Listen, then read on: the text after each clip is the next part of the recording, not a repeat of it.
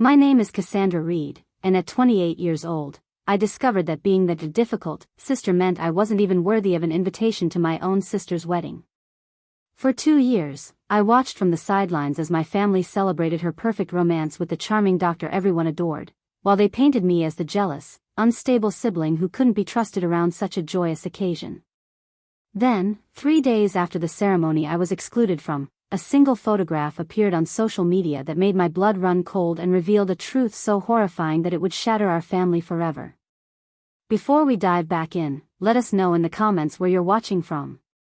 And if this story resonates with you, don't forget to subscribe, because tomorrow's story is something truly special I can't wait to share. Growing up in the picturesque town of Willowbrook, nestled in the rolling hills of Northern California, the Reed family was considered local royalty. My parents, Catherine and Robert Reed, owned the most successful real estate agency in 3 counties, and our sprawling Victorian home on Maple Heights was the envy of everyone in town.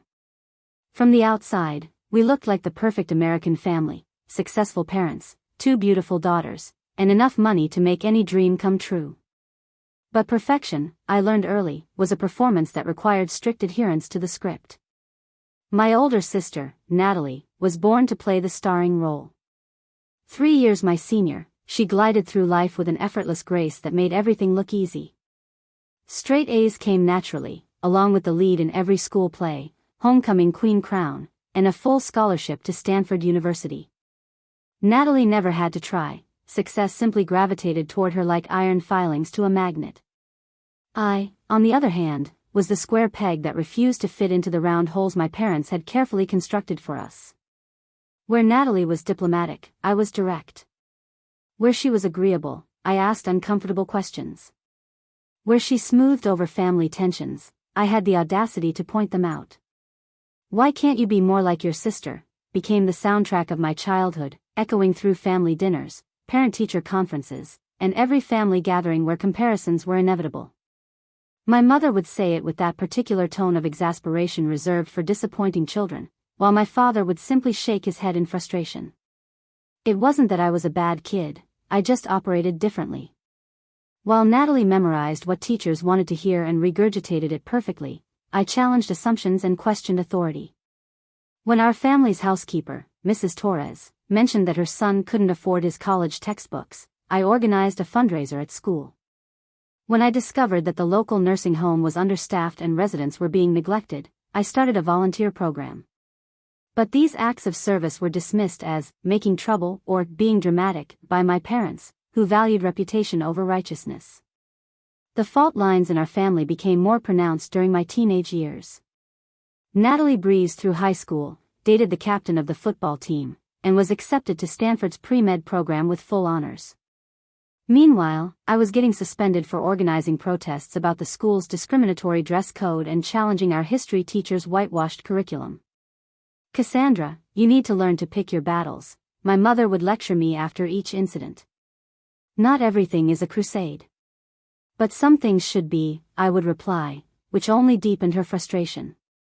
The breaking point came during my junior year when I discovered that our family's real estate business was involved in discriminatory housing practices, steering minority families away from certain neighborhoods to maintain what my father called property values. When I confronted my parents about it, the reaction was swift and severe. "You don't understand how business works," my father said coldly. "And spreading rumors like this could destroy everything we've built." "It's not a rumor if it's true," I shot back. That night, I was grounded for a month and forbidden from using the family computer or phone. The message was clear: in the Reed family, loyalty trumped truth, and keeping up appearances mattered more than doing what was right. Natalie, who had overheard the entire argument, pulled me aside the next day. "Cass, you have to stop making everything so difficult," she pleaded. "Mom and Dad are doing their best. Can't you just try to fit in a little better?" Her words stung because I could see the genuine concern in her eyes. But I also saw something else: fear. Fear that my troublemaking might somehow tarnish her perfect image by association. After high school, while Natalie continued her golden trajectory at Stanford, I chose to attend Berkeley on a partial scholarship, studying social work and criminal justice. The choice was met with barely concealed disappointment from my parents, who had hoped I would follow a more practical path. Social work, my mother had said with a sigh. Darling, that's more of a hobby than a career. What about business or law? But I was determined to use my education to help people, even if my family couldn't understand it. During college, the distance between us grew wider. Family dinners became uncomfortable affairs where my parents would gush about Natalie's medical school achievements while asking perfunctory questions about my studies.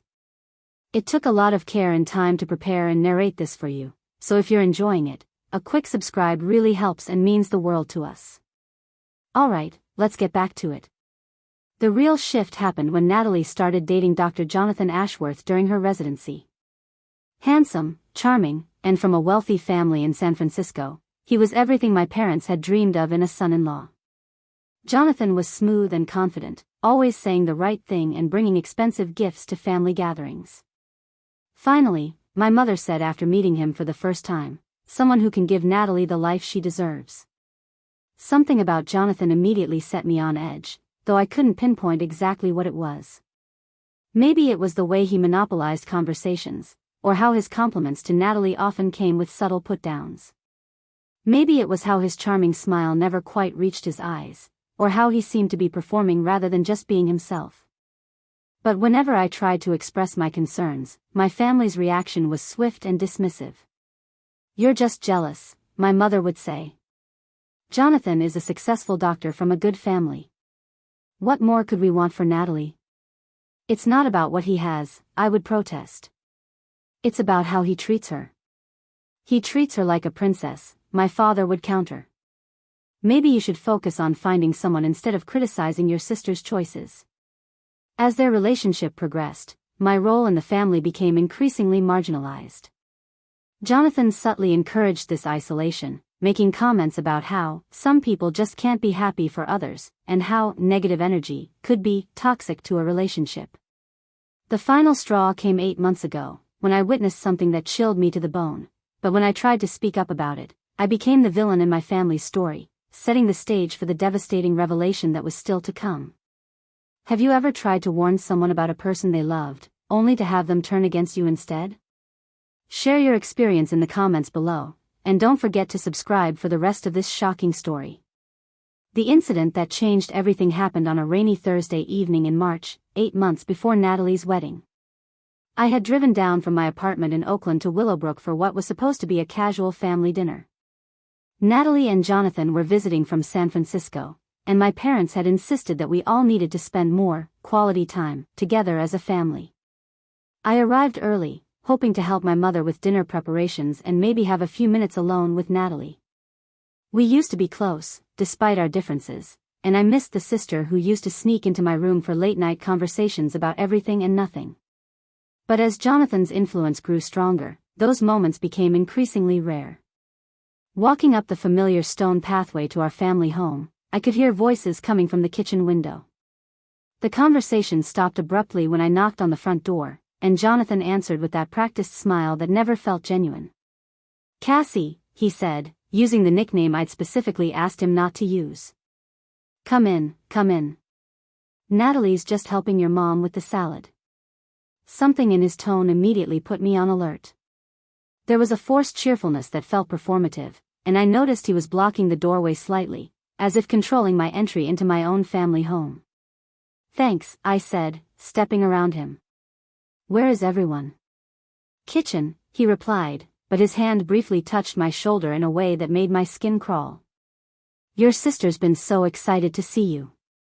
As I walked through the familiar hallway lined with family photos, mostly featuring Natalie's achievements with a few token pictures of me sprinkled in, I could hear my mother's voice carrying from the kitchen, unnaturally bright and animated. "Oh, there's Cassandra," she announced as I appeared in the doorway. "Perfect timing, sweetheart." But the scene that greeted me made my stomach drop. Natalie was standing at the kitchen island, chopping vegetables with mechanical precision, but something was off. Her usual radiant smile was strained, and she wouldn't meet my eyes. More concerning was the long-sleeved blouse she was wearing, unusual for the warm spring weather, and I could see the edge of what looked like concealer covering something on her wrist. "Hey, Nat," I said carefully, studying her face. "How are you feeling?" You look a little tired. Just busy with residency, she replied quickly, still not looking up from her chopping. You know how it is. But I didn't know how it was, because Natalie had always thrived under pressure. During medical school, even during her most challenging rotations, she had maintained her energy and enthusiasm. This subdued version of my sister was someone I didn't recognize. Jonathan appeared behind her, placing his hands possessively on her shoulders. I watched as she tensed almost imperceptibly at his touch. She's been working too hard, he said with mock concern. I keep telling her she needs to slow down, but you know how stubborn your sister can be.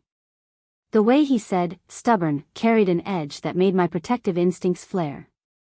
Throughout dinner, I observed their interactions with growing unease. Jonathan dominated the conversation, interrupting Natalie whenever she tried to speak and making subtle corrections to her stories.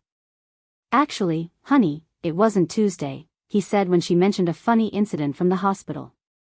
It was Wednesday. And you're leaving out the part where you misunderstood the attending's instructions. My parents, completely oblivious to the undercurrents, laughed along with Jonathan's gentle corrections of their precious daughter. They saw his behavior as attentive and caring, the mark of a devoted boyfriend who knew his girlfriend so well. But I saw something different. I saw control disguised as care. The breaking point came after dinner when Natalie offered to help clear the table. As she reached for a water glass, Jonathan's hand shot out to grab her wrist, hard. She winced, and for just a moment, her sleeve rode up enough for me to see the dark purple bruise circling her arm like a bracelet. Careful, babe, Jonathan said, his voice light but his grip firm. You know how clumsy you've been lately. Natalie's eyes darted to mine for just an instant, and in that look, I saw fear. Real, genuine fear. Then she quickly pulled her sleeve down and forced a laugh. I'm such a klutz lately, she said, but her voice was hollow. Good thing I have Jonathan to keep me in line. My blood ran cold. This wasn't clumsiness, this was abuse.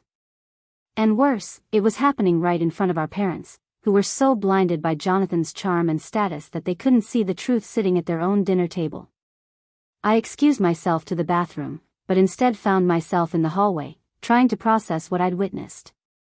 When I returned to the dining room, I caught the tail end of a conversation that made everything click into place. Cassie can be so dramatic about things, my mother was saying to Jonathan. She's always been jealous of Natalie's success. I've noticed that, Jonathan replied smoothly. Some people just can't handle when others are happy.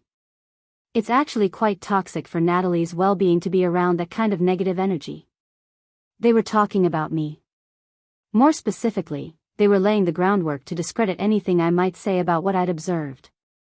That night, I called Natalie's phone 6 times. Each call went straight to voicemail. I sent text after text, begging her to call me back, telling her I was worried about her, that I was there for her no matter what. The responses I got were brief and unlike her usual communication style. I'm fine. Stop worrying.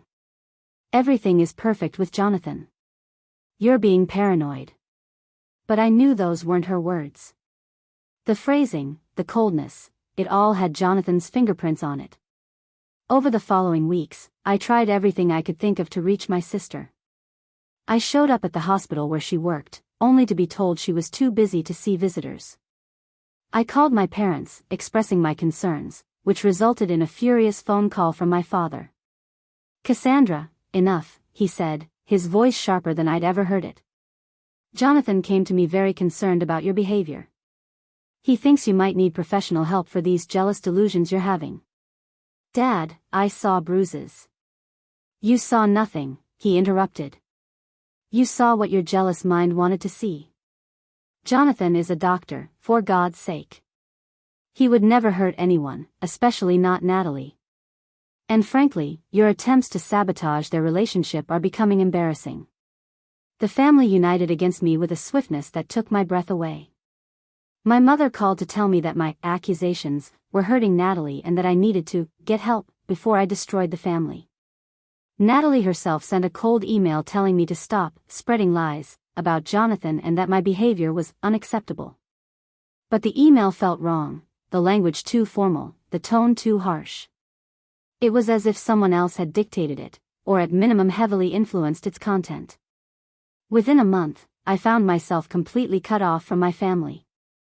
Phone calls went unanswered, texts were ignored, and when I tried to visit Willowbrook, my parents made it clear I wasn't welcome until I apologized to Jonathan and sought professional help for my delusions. The isolation was devastating. These were the people who were supposed to love me unconditionally, who should have at least listened to my concerns, even if they ultimately disagreed. Instead, they had chosen to believe a charming stranger over their own daughter and sister. I threw myself into my work at the Domestic Violence Prevention Center where I'd been employed since graduation. The irony wasn't lost on me. I spent my days helping other women recognize the signs of abuse and find the courage to leave dangerous relationships, while my own family refused to believe that domestic violence could touch their perfect world. My supervisor, Maria Santos, became an unexpected ally during this difficult period. She'd seen too many families torn apart by abuse and the denial that often surrounded it. "You know what you saw," she told me one afternoon when I was struggling with self-doubt. "Trust your instincts." Sometimes the people we love most are the hardest to save because they're the most invested in maintaining the illusion that everything is fine. But knowing I was right didn't make the pain of losing my family any easier to bear. Holidays passed without invitations. Birthdays went unacknowledged. I watched from afar through social media as my family celebrated milestones without me, each post a reminder of how thoroughly I'd been erased from their lives. Jonathan's campaign of isolation had been masterful. He'd turned my own family against me while positioning himself as the concerned boyfriend worried about his girlfriend's unstable sister. By the time he proposed to Natalie 6 months after that terrible dinner, I had become persona non grata in the Reed family circle. The engagement announcement came through a Facebook post I saw while scrolling through my feed. The photo showed Natalie's radiant smile and a massive diamond ring, with Jonathan's arm wrapped possessively around her waist. The comments were filled with congratulations from friends and family members, but I noticed that Natalie's responses were brief and generic, not like the effusive, detailed replies she used to write to well-wishers. I stared at that photo for hours, zooming in on Natalie's face, looking for signs of the sister I used to know. She looked beautiful, as always, but there was something hollow in her eyes that made my heart ache. 2 weeks later, the formal engagement party invitation arrived in the mail for every member of our extended family, except me. The message was clear: I was no longer considered part of the Reed family. But the most devastating blow came a month before the wedding, when I received a phone call from my cousin Rebecca, Natalie's maid of honor. "Cassie," she said, her voice apologetic. "I thought you should know, you're not going to be invited to the wedding." The words hit me like a physical blow, even though I'd been expecting them. "Natalie wanted to include you," Rebecca continued, "but Jonathan convinced your parents that your presence would be too disruptive. He said you'd been making threats about ruining their wedding day." "I never made any threats," I whispered. "I believe you," Rebecca said quietly. "But they don't." "I'm sorry, Cassie. This whole situation is so messed up." And so, 3 weeks later, I watched from my apartment in Oakland as social media filled with photos of my sister's perfect wedding day, a day I wasn't deemed worthy to witness, in a family that no longer claimed me. I had no idea that those very photos would soon reveal the truth I'd been trying to expose for months, in a way that would finally make my family's willful blindness impossible to maintain. The morning after Natalie's wedding, I woke up in my cramped Oakland apartment with a hollowness in my chest that felt like a physical wound. While my sister had been walking down the aisle in what everyone described as the wedding of the century, I had been sitting alone in my living room, eating takeout Chinese food and trying not to think about the family celebration happening 3 hours away. My phone had been buzzing intermittently throughout the previous day with notifications from social media, friends and distant relatives posting photos and updates from the wedding I'd been excluded from. I'd finally turned it off completely, unable to bear seeing the happiness I wasn't allowed to share. But now, in the harsh light of Sunday morning, curiosity got the better of me. I made coffee with shaking hands and reluctantly turned my phone back on. The flood of notifications was overwhelming, dozens of photos, videos, and comments from the wedding that had apparently been nothing short of spectacular. Against my better judgment, I opened Instagram and was immediately confronted with an album posted by my cousin Rebecca.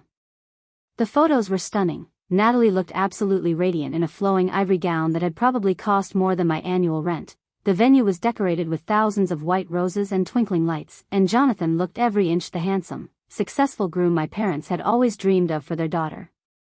I scrolled through image after image of pure joy and celebration. There was Natalie laughing with her bridesmaids, Jonathan spinning her around during their first dance, my parents beaming with pride as they posed with the happy couple. Every photo told the story of a perfect day, a fairy tale come to life. But then I saw something that made me stop scrolling altogether. It was a candid shot taken during what looked like a quiet moment between the ceremony and reception. Natalie was sitting alone at a small table, apparently taking a break from the festivities.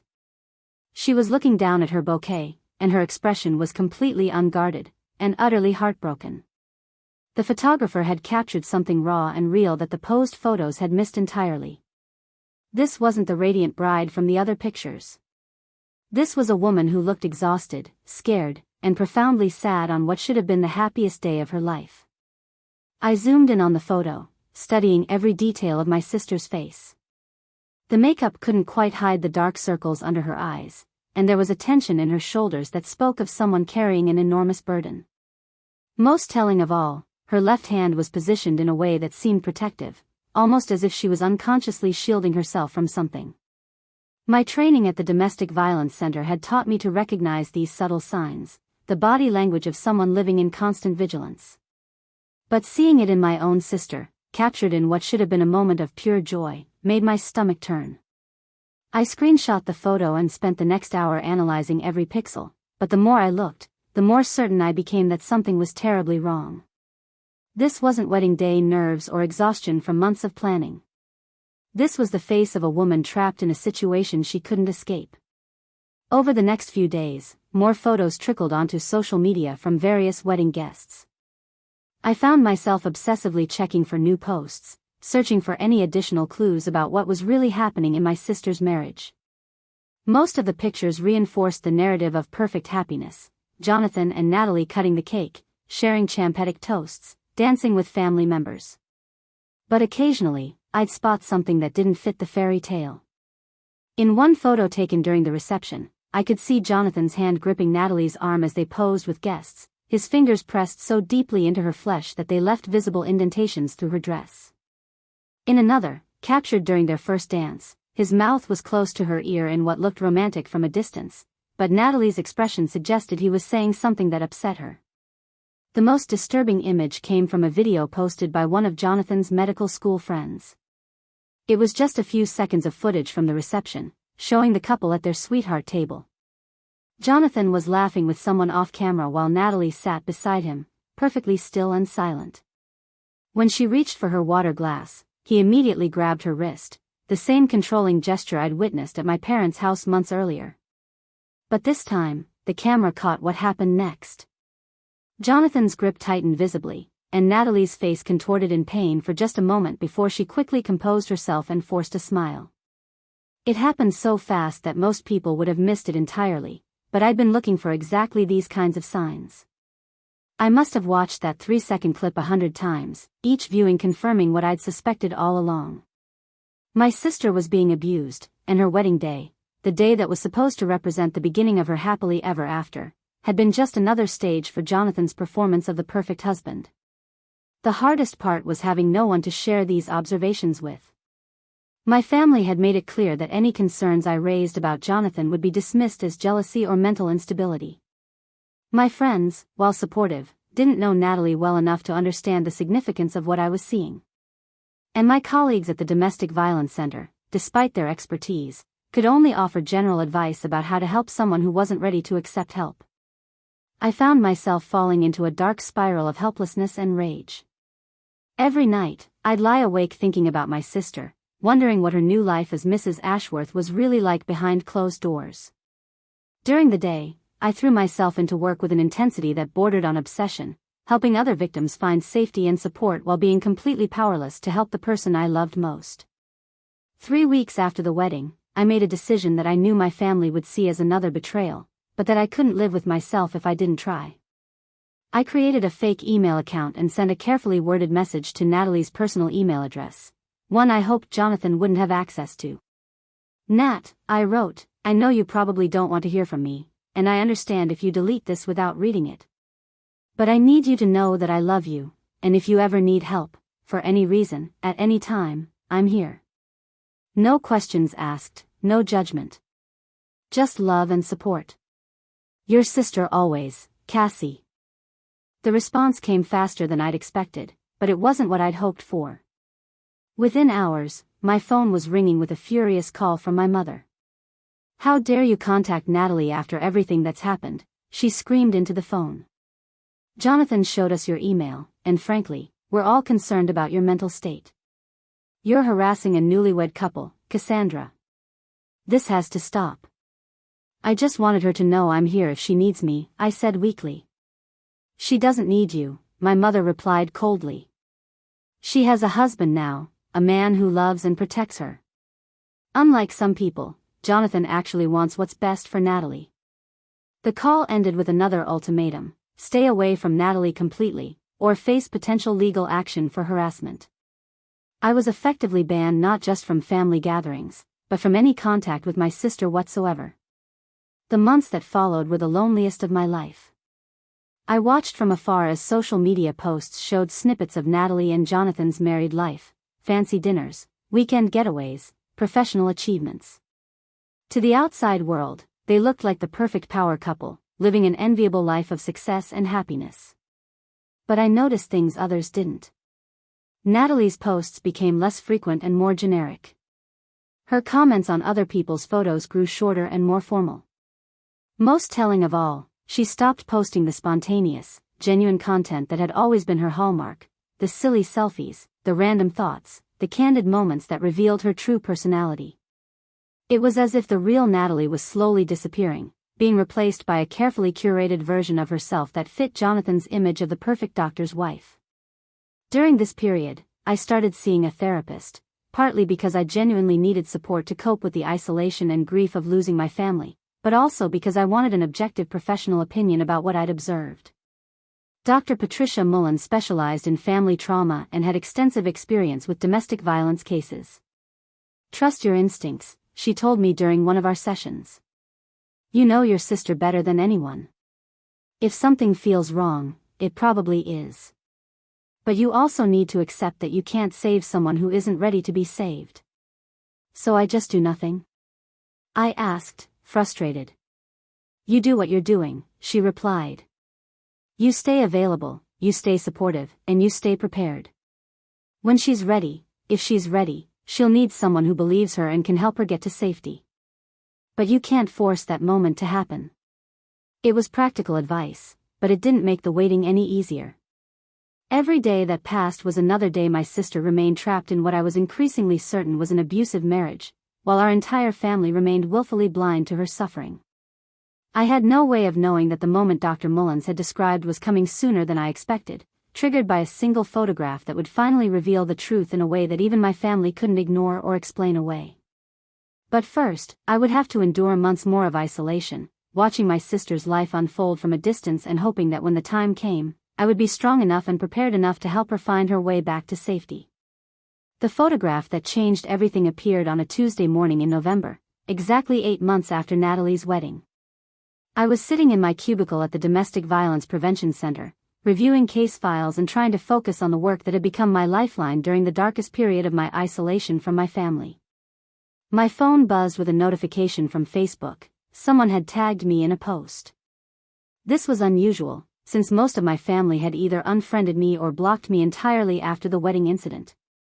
Curious and slightly apprehensive, I opened the notification to find that my former college roommate, Ashley Chen, had tagged me in a comment on a post from our mutual friend Lindsay Torres. The post itself was innocent enough, Lindsay sharing photos from a medical conference in San Francisco where she worked as a pharmaceutical sales representative. She'd captioned it, "Another successful conference. Love connecting with healthcare professionals who are making a difference." There were several photos of the conference venue, networking events, and professional presentations. But it was the third photo that made my blood freeze in my veins. The image showed a crowded hotel bar where conference attendees were gathered for what appeared to be an evening networking event. In the background, barely visible unless you knew exactly what to look for, were two figures standing near a tall window overlooking the city lights. One was unmistakably Jonathan in his perfectly tailored suit, looking every inch the successful physician. The other was Natalie, but not the radiant, confident woman from her wedding photos. This Natalie was cowering. There was no other word for it. Her body language was that of someone trying to make themselves as small as possible, shoulders hunched, head down, one hand raised defensively as if to ward off a blow. Jonathan was leaning over her, his face twisted with an expression of barely controlled rage that I'd never seen captured in any photograph before. His finger was pointed directly at her face, and even though the image was grainy and taken from a distance, the threatening nature of his posture was unmistakable. Most disturbing of all was Natalie's expression. The camera had caught her in profile, and the terror in her face was so raw and immediate that it made my stomach lurch. This wasn't the face of someone having a heated discussion or even a serious argument. This was the face of someone in genuine fear for their safety. I stared at the photo for what felt like hours, zooming in and out, studying every detail. There were other conference attendees visible in the background, but they were all focused on their own conversations, completely oblivious to the drama unfolding just feet away from them. It was a perfect metaphor for how Jonathan operated, hiding his true nature in plain sight while maintaining his charming public facade. Ashley had tagged me with a simple comment, "Isn't this your sister?" "This doesn't look good, Cassie." My hands were shaking as I screenshot the photo and immediately called Ashley. She picked up on the first ring. "Oh my God, Cassie, I'm so glad you saw that," she said without preamble. "I've been staring at this photo for 20 minutes trying to decide if I should say something. That's definitely Natalie, right? And that guy with her, he looks like he's about to hit her. When was this taken?" I asked, my voice barely steady. According to Lindsay's post, it was last weekend. Some big cardiology conference at the Marriott downtown. "Cassie, what the hell is going on? I thought your sister was supposed to be happy with her doctor husband." I couldn't answer immediately. This photo was proof, actual, undeniable photographic evidence of what I'd been trying to tell my family for over a year. But it also meant that Natalie's situation had escalated significantly since the wedding. The controlled manipulation I'd witnessed at family dinners had evolved into something far more frightening. "Ashley, I need you to do me a favor," I said, my voice steadier now. "Can you send me Lindsay's contact information? I need to talk to her about this photo." "Of course. But Cassie, seriously, is your sister okay? Because this looks really bad." "No," I said quietly. "I don't think she is okay. And I don't think she has been for a long time." After ending the call with Ashley, I spent the next hour crafting a careful message to Lindsay Torres. I explained who I was, that Natalie was my sister, and that I had serious concerns about her safety based on what the photograph appeared to show. I asked if she had witnessed the incident directly or if there were any other photos from that evening. Lindsay's response came within an hour, and it was more disturbing than I could have imagined. "Cassie," she wrote, "I'm so glad you reached out. I did witness what happened that night, and I've been worried about your sister ever since. I didn't get any other photos, but I saw the entire incident unfold. Your sister's husband was screaming at her, I mean really screaming, calling her names I won't repeat. She was crying and trying to get away from him, but he kept grabbing her arm and pulling her back. It went on for at least 10 minutes before she finally managed to calm him down somehow. The whole thing was really scary to watch." Lindsay continued, "I asked around afterward, and apparently this kind of thing has been happening at other conferences too. Several people mentioned seeing Dr. Ashworth lose his temper with his wife at various events. One colleague said she'd seen your sister with bruises before but assumed they were from some kind of accident. I'm honestly surprised someone hasn't reported him to the medical board." My heart was racing as I read her account. This wasn't an isolated incident or a moment of stress captured out of context. This was a pattern of public abuse that had apparently been going on for months, witnessed by multiple healthcare professionals who had chosen to look the other way rather than get involved. But now I had both photographic evidence and eyewitness testimony from credible sources. This wasn't something my family could dismiss as my imagination or jealousy. This was real, documented proof that Jonathan Ashworth was abusing my sister. I immediately forwarded Lindsay's email and the photograph to my personal email account, then saved multiple copies on different devices. I'd learned from my work at the Domestic Violence Center how quickly evidence could disappear when powerful people wanted to cover up their crimes. My next call was to Dr. Patricia Mullins, my therapist. Even though it was after hours, she returned my urgent voicemail within minutes. "Dr. Mullins," I said, trying to keep the emotion out of my voice, "I have photographic evidence of my sister being abused. What do I do now?" "First, take a deep breath," she said calmly. "You've been waiting for this moment for months. Now we need to proceed carefully and strategically. Can you email me the photo and any other documentation you have?" After reviewing the materials, Dr. Mullins called me back. "This is significant evidence, Cassandra. But you need to understand that sharing this with your family is going to create a crisis. Once you show them this photo, there will be no going back to the status quo. Your sister will be forced to either acknowledge the abuse or dig deeper into denial. Your parents will have to confront the fact that they've been enabling an abuser. Are you prepared for that?" "I've been preparing for this for over a year," I replied. "I can't let her suffer in silence anymore, not when I have proof." "Then we need to think strategically about how to approach this. Who in your family is most likely to listen? Who has the most influence with your sister?"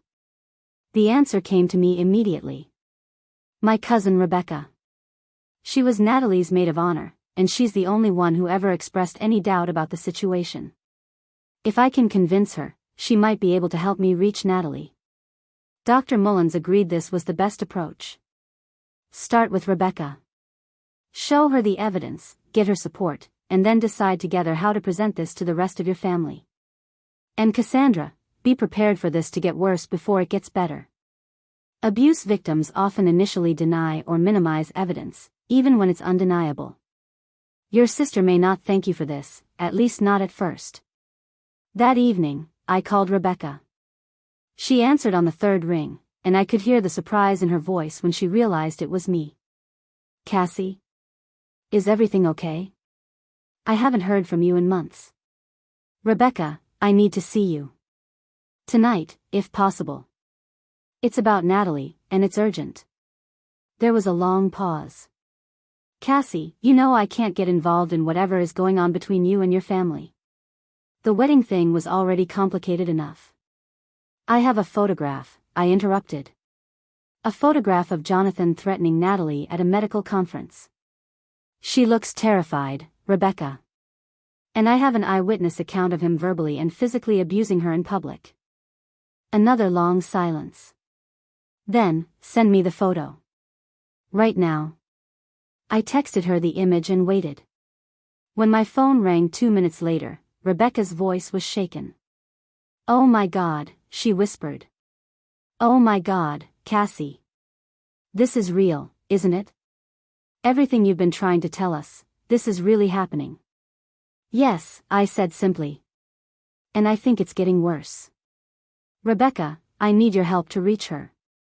The family won't listen to me, but they might listen to you." "What do you want me to do?" "Help me save my sister's life," I replied. "Because I think that's what's at stake here." The next morning, Rebecca and I met at a coffee shop halfway between our cities to plan our approach.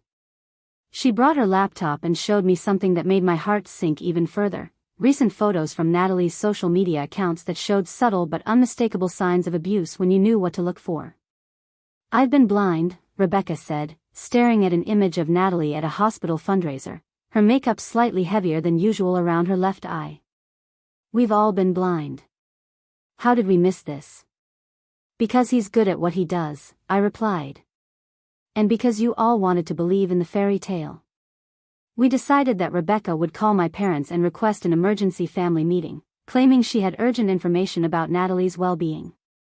She would not mention my involvement until we were all in the same room together. "They'll listen to you," I told her. "You're not the crazy sister who's been supposedly making things up for months. You're the respectable cousin who stood up at their daughter's wedding. I should have listened to you sooner, Rebecca said quietly. I'm so sorry, Cassie. We all failed her. We can make up for it now, I replied. But we have to act fast. If this photo starts circulating more widely, Jonathan might escalate things to keep Natalie quiet. Abusers get most dangerous when they feel exposed. As Rebecca made the call to set up the family meeting that would finally force everyone to confront the truth, I felt a mixture of terror and relief. After months of isolation and helplessness, I was finally going to have the chance to show my family what I'd been seeing all along. But I also knew that exposing Jonathan's abuse was only the beginning. The real challenge would be convincing Natalie to leave him, and keeping her alive long enough to get to safety. The emergency family meeting that would finally shatter years of willful blindness took place on a cold Sunday afternoon in December, exactly 1 year after I'd first witnessed Jonathan's controlling behavior at my parents' dinner table. Rebecca had managed to convince my parents to gather at their Willowbrook home under the pretense of discussing urgent concerns about Natalie's well-being, without revealing that I would be present or that we had damning photographic evidence. I arrived 30 minutes early and waited in my car down the street, watching as family members began to arrive. My stomach was churning with a mixture of anticipation and dread. After months of isolation and being branded as the delusional sister, I was finally going to present undeniable proof of what I'd been trying to tell them all along. But I also knew that exposing Jonathan's abuse would likely trigger a crisis that could put Natalie in even greater danger. Rebecca texted me when everyone had assembled, my parents, Uncle Thomas, Aunt Helen, and surprisingly, Natalie herself, who had apparently driven down from San Francisco that morning. Jonathan, according to Rebecca's intelligence gathering, was at a medical conference in Chicago and wouldn't be back until Tuesday, a detail that had factored heavily into our timing. When I walked through the front door of my childhood home, the reaction was immediate and explosive. My mother's face went white, then flushed red with anger. What is the meaning of this? She demanded, turning on Rebecca. You said this was about Natalie's well-being, not about bringing her back into our lives. Mom, please sit down, Rebecca said firmly, an authority in her voice I'd never heard before. What I'm about to show you concerns all of us, and Cassie has been trying to warn us about it for over a year. Natalie, who had been sitting quietly on the living room couch, looked up when she heard my name. The shock of seeing me was evident on her face, but what broke my heart was what came after the shock, fear. Not surprise or anger, but genuine, bone-deep fear that told me everything I needed to know about what her life had become. Cassie, she whispered, and I could see her hands beginning to tremble. What are you doing here? I wanted to run to her, to wrap my arms around my sister and tell her everything would be okay, but Dr. Mullins had warned me to proceed carefully. Abuse victims often felt most vulnerable when their situations were exposed, and I couldn't risk Natalie shutting down completely.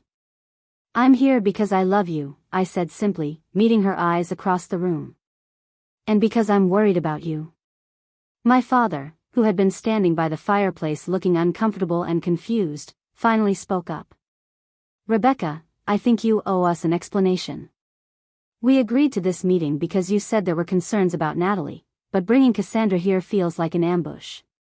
It is an ambush, Uncle William, Rebecca replied, opening her laptop on the coffee table. Because sometimes that's the only way to force people to see the truth when they've been refusing to look at it. She pulled up the photograph from the medical conference, the image that had finally provided undeniable visual evidence of Jonathan's abuse. The room fell completely silent as everyone leaned forward to see the screen. The effect was immediate and devastating. My mother gasped audibly, her hand flying to her mouth. Uncle Thomas leaned closer, squinting at the image in disbelief. Aunt Helen simply stared, her face cycling through confusion, recognition, and horror. But it was Natalie's reaction that confirmed everything I'd suspected. She took one look at the photograph and immediately began shaking her head, tears streaming down her face. No, no, no, she whispered, her voice breaking. You don't understand. That's not what it looks like. He was just upset about work, about a difficult patient. I was trying to calm him down. Natalie, I said gently, moving closer to the couch, look at your face in that photo. Look at your body language. You're terrified. I'm not terrified, she shot back, but her voice was hollow, unconvincing even to herself. Jonathan would never hurt me. He loves me. He's stressed from work, that's all.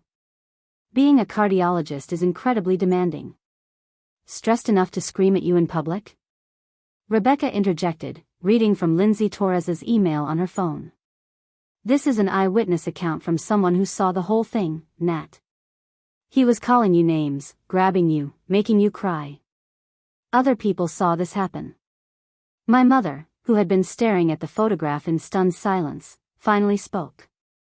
Her voice was barely audible. Natalie, honey, is this real? Has Jonathan been hurting you? The question hung in the air like a landmine, waiting to explode. Natalie looked around the room at all of us, her family who had failed to protect her, who had chosen to believe in her abuser's charm rather than trust their own daughter's instincts. The internal struggle was visible on her face as years of conditioning battled against the evidence of her own experience. He doesn't mean to, she finally whispered, and those 4 words shattered the last remaining illusions in the room. He's under so much pressure at work, and I make mistakes sometimes. I say the wrong things, or I embarrass him in front of his colleagues. He just loses his temper, but it's not really his fault. Stop, I said firmly, recognizing the classic victim script of self-blame and minimization. Nat, listen to yourself. You're describing abuse and then explaining why you deserve it. That's what he's trained you to do. My father, who had built his entire career on logical analysis and evidence, was staring at the photograph with the expression of someone whose worldview was crumbling. How long has this been going on? He asked quietly.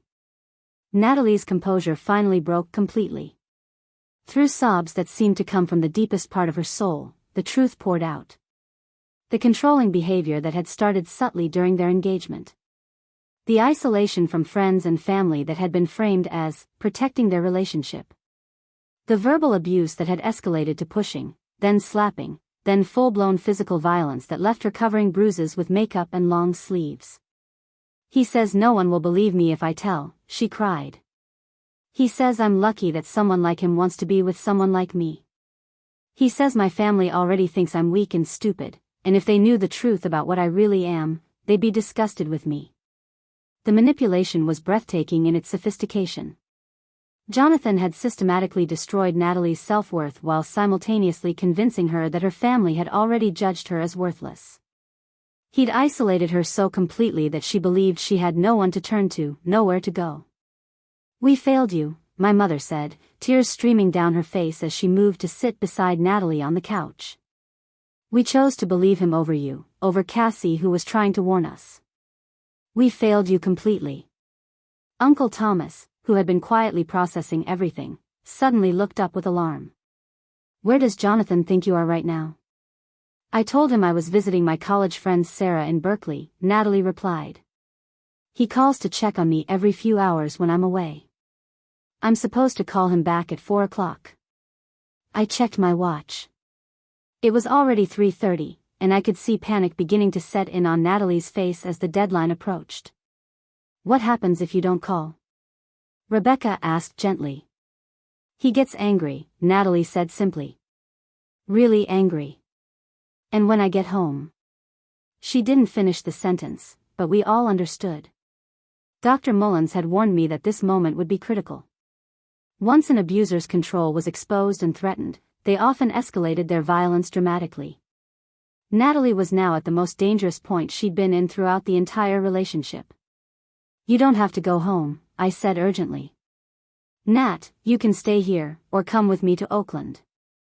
There are safe places, legal protections. You don't understand, she interrupted.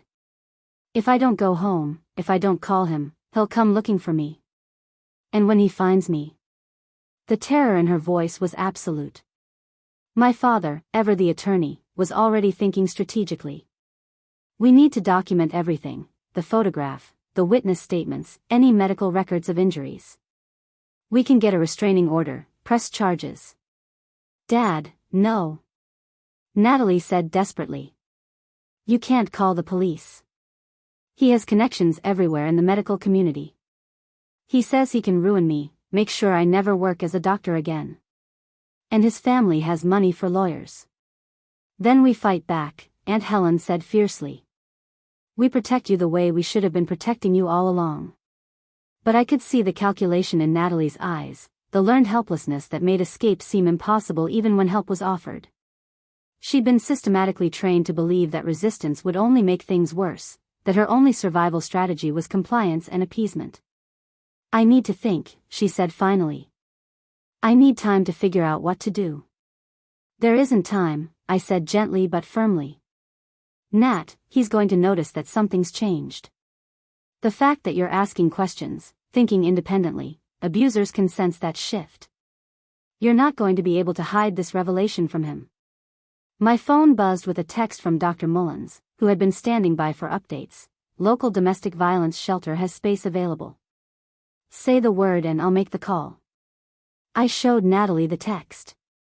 There are people trained to help with exactly this situation. You don't have to figure this out alone anymore. Over the next hour, our family, reunited in crisis after a year of painful division, worked together to create a safety plan for Natalie. Rebecca would drive her to the domestic violence shelter, where she could stay while we worked with attorneys and advocates to establish legal protections. My parents would use their connections to ensure she had the best possible legal representation. I would coordinate with the shelter staff and my contacts at the Domestic Violence Prevention Center. When Natalie's phone rang at exactly 4 p.m. with Jonathan's check-in call, she answered with a performance that broke all our hearts. Her voice became smaller, more submissive, as she reported on her fake visit with her college friend and promised to be home by dinner time as planned. I love you too, she said before hanging up, and the hollowness in those words told us everything we needed to know about what her marriage had really been. As Rebecca and Natalie prepared to leave for the shelter, my sister pulled me aside for a private moment. I'm sorry, she whispered, embracing me for the first time in over a year. I'm so sorry I didn't listen to you, that I let him turn me against you. You were the only one who saw the truth. I'm just glad you're finally safe, I replied, holding her tightly. We're going to get through this together. 3 months later, Natalie was living in her own apartment, working at a different hospital, and slowly rebuilding her life with the support of our reunited family. Jonathan faced multiple charges including domestic violence, harassment, and professional misconduct. The medical board suspended his license pending investigation, and several other women had come forward with similar stories of abuse. The experience taught all of us painful but necessary lessons about the insidious nature of domestic violence, the importance of believing victims, and the devastating consequences of choosing comfortable lies over difficult truths. My family had almost lost Natalie forever, not just to an abuser, but to their own willful blindness. But we had also learned that it's never too late to choose courage over comfort, truth over convenience, and love over reputation. Sometimes the people who challenge us the most are the ones trying hardest to save us from ourselves. If you or someone you know is experiencing domestic violence, please reach out for help. There are resources available, people who will believe you, and ways to escape even when it seems impossible. Your life has value, and you deserve to be safe and loved without fear. Thank you for listening to Natalie's story, and for being part of a community that refuses to stay silent about these difficult truths. Please like this video if it resonated with you, subscribe for more stories of survival and hope, and share your own experiences in the comments below. Sometimes, being heard is the first step toward healing. Coming up next, you'll see 2 more stories we handpicked just for you. If this one struck a chord, you're going to love what's next. Tap to keep the journey going.